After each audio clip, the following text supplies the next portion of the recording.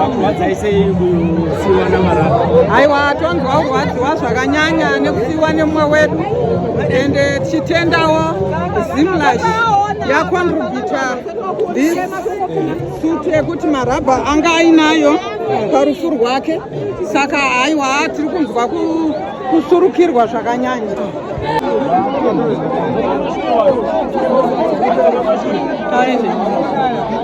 Makwadi mhuri yeZimbabwe, panguva ino iyi tiri kuchiona chauka chese takaunganira mumwe wedu marabha. Haiwa, tonzwa kuda kutenda Mwari zvakanyanya necontribution yaakapa kubva kumisikidzwa ZBC yedu achizvifadza nyika yeZimbabwe. Munongozviona neuwandu hwevanhu kuti aiwa munhu anga ari wevanhu. Aiwa, tiri kufara kuti vanhu vadaira kuti zvavakabatirwa namarabha ari pane rino pasi vari kuzadzikisa ivo pachavo. Tinoziva zvedu kuti musocial media vanhu vanogona kunge vachituka vachitaura zvakawanda-wanda, asi nyaya inenge iripo imwe chete. Isusu takabatana, asi chinhu chiripo sema-actors tinogona kunge tisinawo panenge pachikodzera kuti tinge tichibata pane mumwe wedu zvakasimba, asi padiki patinapo tinowanika tiripo. Funeral policy yabatsira zvese, provider motikari zvese nebox everything vatibatsira. Tichizotendawo Zimlash yatibetsera nesutu yakanaka yekuti mufi wedu aende akapfeka.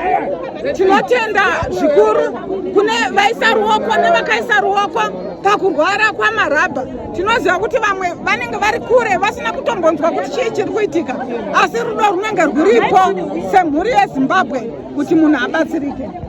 Mwari zvakanyanya nenguva yatakararama nemumwe wedu marabha, aishanda nepashoni, aiita basa rake zvakanyanya. Aiwa, mukarekta aipinda. Tarisai muone kuti Zimbabwe yese yaifarira content yaitwa namarabha. Kuunganidzwa kwese kwaitwa icontent yamarabha. Toda kutenda nevabatsira vaisa ruoko panzvimbo, vakanzwa vakaita action. Toda kutenda Sunrest insurance company vapindira. Toda kutenda Zimlash yatibatsira nechipfeko chemumwe wedu kuti aende akachena. Aiwa, tinonzwa kutenda nemacompanies anenge achiona munhu achitambudzika sezvaazvatiita sema-actors kuti vapindire saizvozvo. Tatenda neruzhinji rweZimbabwe, tasemone kushaya kana mafambiro tichimwa